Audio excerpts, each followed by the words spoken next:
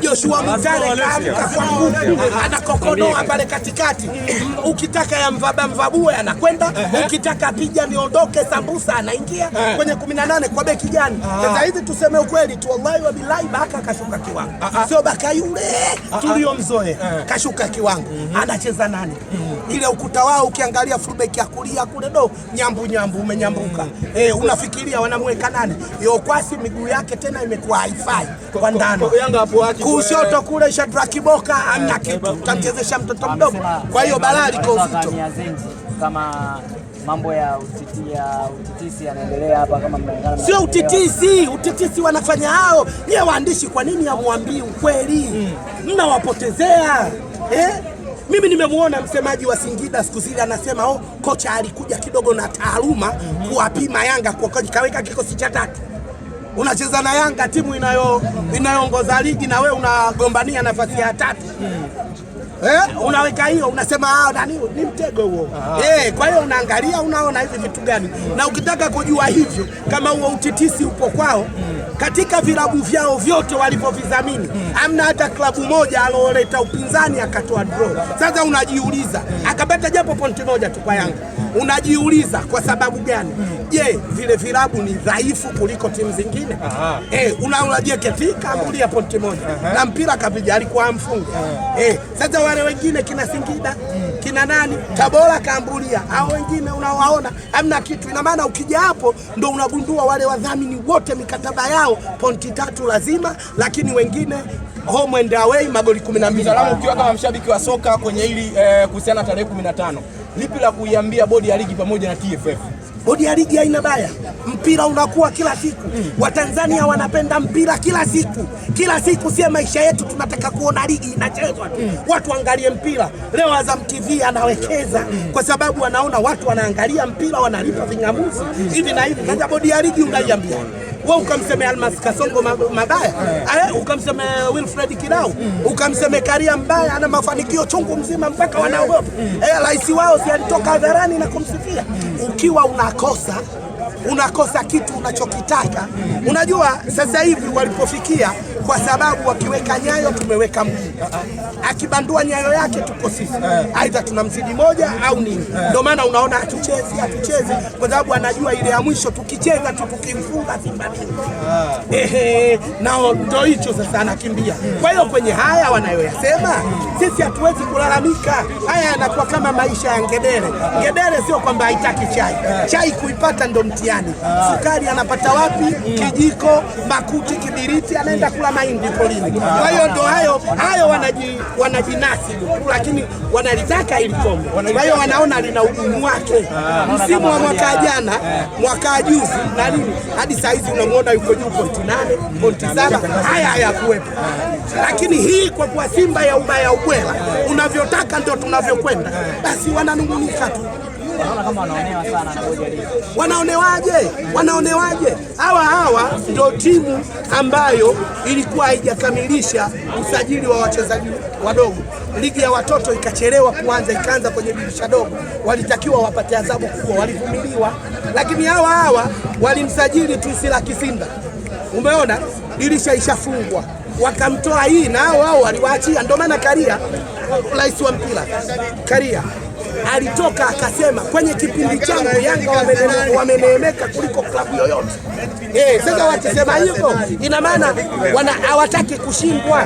Hawana timu sasa hivi, ndio maana hata kule wameshindwa hata kufika robo finali. Unamtaka tarehe 15. Nisimtake vipi? Aje uwanjani nimfunge. Elia Mpanzo yuko vizuri, anaendelea kufanya michojo, kujifunza chenga mpya ili kuwakabili wale kwenye 18. Na Simba lazima utatoa penati. Na lazima ukifanya mchezo kama hujakuwa na nidhamu, lazima utapewa kadi kwa sababu tunakuforce wewe hivyo. Wachezaji wana quality nzuri, wachezaji wadogo wana pumzi, wana nguvu, wanakufuata muda wote, lazima hayo yatatokea. Kwa hiyo ina maana kwa Simba hilo unalolisema, aidha kadi nyekundu au penati, itakulazimu kama haukuwa makini kwenye hili. Mzalamu, vipi wakija tarehe 15 na mkapoteza? Tunapotezaje sisi? Simba hii imepoteza toka ligi imeanza, si tumezulumiwa ile na Kayoko basi. Waliweza kuwapiga na Kayoko, wewe mwenyewe hiyo uthubutu. Kayoko alikuwa refa bora kabisa, anakwenda kuwa kama Ahmed Aragija. Elisasi, Ahmed Aragija, umeona, Ramadhani Kayoko, Yonesi ya yule Rukaya. Hao ndio walikuwa wale marefa ambayo unaona wanaweza kuchezesha mechi kubwa. Mbona kashuka sasa hivi akipewa kwa mechi ndogo kwa ule upumbavu waliofanya?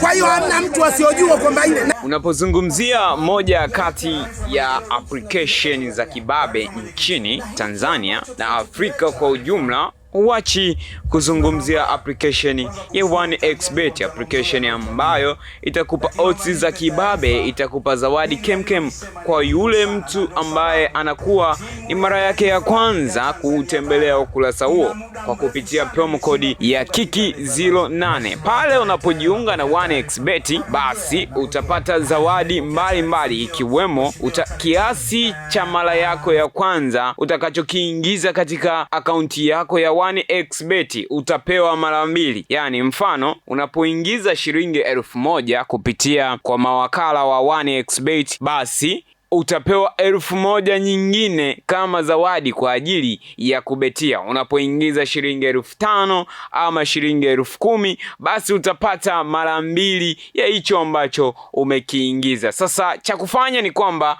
hakikisha una download application ya 1xBet au nenda katika website, andika 1xBet.com, nenda sehemu ya kujisajili, tumia namba yako ya simu au tumia email by phone au by email.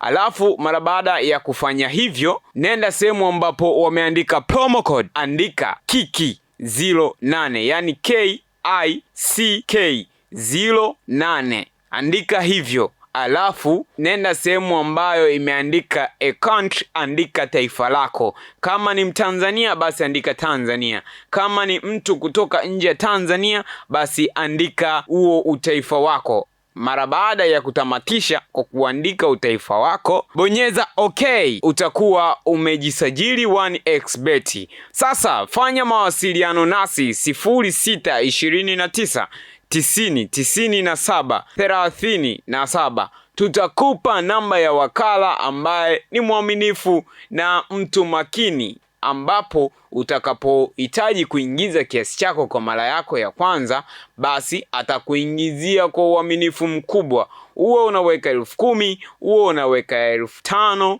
uwe unaweka shilingi 1,000, basi atahakikisha kiasi chako kinaingia katika akaunti yako. ID number account ni jambo muhimu la kushika.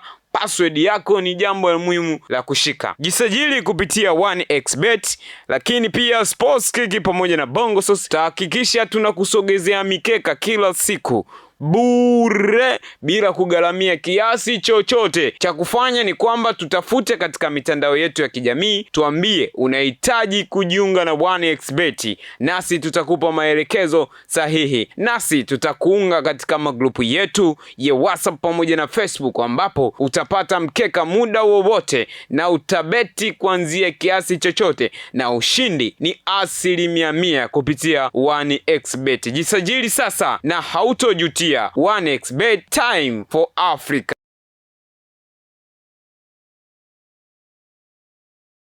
Wewe ni mfanyabiashara? Kama jibu ni ndio, basi habari njema ni hii. Unahitaji biashara yako ionekane na maelfu ya watu kila siku? Na je, unahitaji njia rahisi ya kuongeza wateja kwa haraka? Bongosource tupo kwa ajili yako. Tunakupa nafasi ya kipekee ya kutangaza biashara yako na bidhaa nyingine mbalimbali kwenye mitandao yetu ya kijamii yenye wafuasi wengi na ushawishi mkubwa mtandaoni. Kupitia Bongosource, fikia wateja wengi mtandaoni. Tangaza nasi kwa bei nafuu na matokeo utayaona kwa haraka. Wewe mfanyabiashara, pata nafasi ya kuonekana na kufahamika zaidi na biashara yako kukua na kupata wateja wengi mtandaoni. Jiunge na familia ya Bongosource leo na uongeze wateja wengi kwenye biashara yako. Wasiliana nasi kwa namba ya simu 0747 69 20 64, barua pepe alphatzben@gmail.com. Bongosource, sisi ndio wakombozi wa biashara yako. Karibu tukuhudumie na tukuongezee wateja rukuki.